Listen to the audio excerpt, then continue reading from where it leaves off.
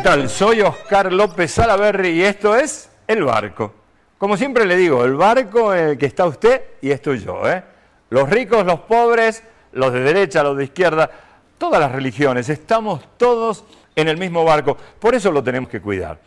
Y aquí vamos a estar compartiendo hoy una noche y los libros, pero después le voy a decir con quién vamos a estar.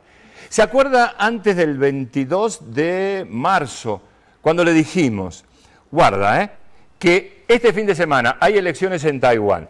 Si gana el partido Kuomintang, vamos a tener una foto dentro de muy poquito donde va a estar el presidente de China y el presidente de Taiwán. ¿Cuándo iba a ser?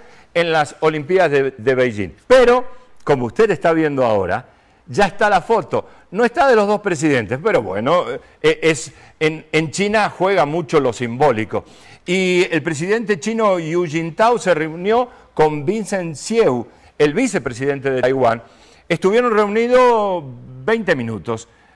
Fue mayormente simbólica, pero le vuelvo a repetir, lo simbólico en China tiene mucho que ver. ¿Por qué hablo de esto? Porque siempre queremos empezar este programa dándole un panorama por dónde va este barco, este planeta Tierra que nos toca vivir. Después vamos a ir al tema central. Y bueno, China, le había dicho, se ha vuelto el mayor consumidor del mundo.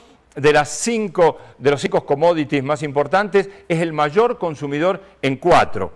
El quinto, que es petróleo, en el 2010 lo va a superar a Estados Unidos. Cuando uno habla del 2010, dice, bueno, pero ¿cuándo viene el 2010? Está ahí, a la vuelta de la esquina. Y entonces tenemos que ver cómo juega todo el desarrollo de China.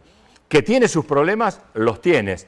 Temas medioambientales, temas de libertades, temas de derechos humanos. Usted seguramente ha visto en las noticias todo lo que ha pasado con los monjes del Tíbet. Bueno, los monjes del Tíbet han visto que con las Olimpiadas de Beijing que vienen este año, va a estar dentro de muy poquito siendo el centro de todas las miradas chinas. Y entonces ya salieron a decir que ellos quieren la autonomía como la tuvieron en algún momento. China, para darles una idea, en el 2006 ha tenido 60.000, fíjese, lo que pasa es que en China todos los números son exorbitantes, 60.000 revueltas campesinas por problemas de desarrollo en el 2006. Por supuesto, en el 2007 se han repetido.